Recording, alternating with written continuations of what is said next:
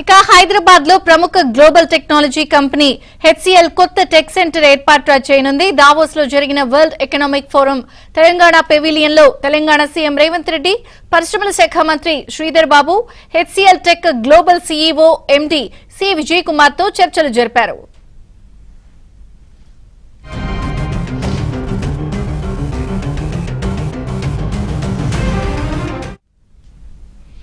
ఇక త్వరలో ఏర్పాటయ్యే ఈ కొత్త centre life sciences, financial services సేవలకు ప్రాధాన్యమివ్వనుంది.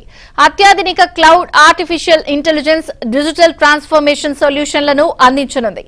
ఈ కొత్త సెంటర్ తో కలిపి హైదరాబాద్ హెచ్సిఎల్ మొత్తం 5 సెంటర్లకు విస్తరించనుంది.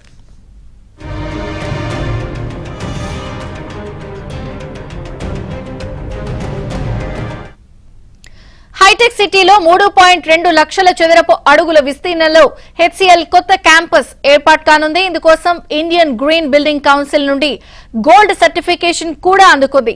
ఇక ఈ కంపెనీ ఏర్పాటుతో దాదాపు 5,000 మంది ఐటీ నిపుణులకు ఉద్యోగాలు దక్కనున్నాయి.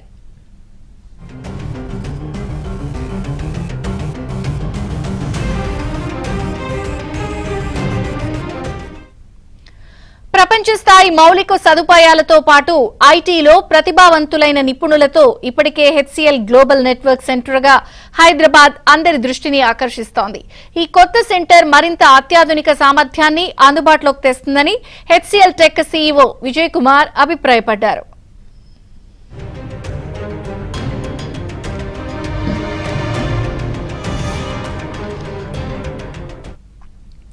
రాష్ట్రంలో హెచ్సిఎల్ సేవల విస్తరణను ముఖ్యమంత్రి రేవంత్ రెడ్డి స్వాగతించారు. ప్రపంచంలో ఐటీ హబ్ గా హైదరాబాద్ తన స్థానాన్ని మరోసారి పదిలం చేసుకుందని అభిప్రాయపడ్డారు.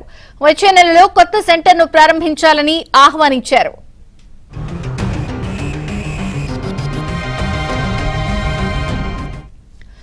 స్థానిక యువతకు ఉద్యోగాలతో పాటు హైదరాబాద్ లోని టెక్నాలజీ, ఇన్నోవేషన్, పర్యావరణ వ్యవస్థను బలోపేతం చేయడానికి రాష్ట్ర ప్రభుత్వం కట్టుబడి ఉందని ఐటీ మంత్రి శ్రీధర్ బాబు అన్నారు. ద్వితీయ శ్రేణి, తృతీయ శ్రేణి నగరాలకు ఐటీ పరిశ్రమను విస్తరించాలని హెచ్సిఎల్ టెక్ ప్రతినిధులను కోరారు.